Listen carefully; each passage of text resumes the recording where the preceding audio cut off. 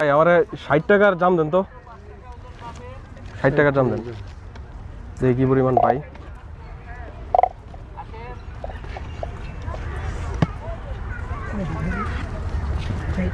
মুম্বাই মরিচ দিতেছেন, ঝাল লাগবো না? হালকা তো লাগবে, এটা গ্রানের জন্য। ঘ্রাণের জন্য না?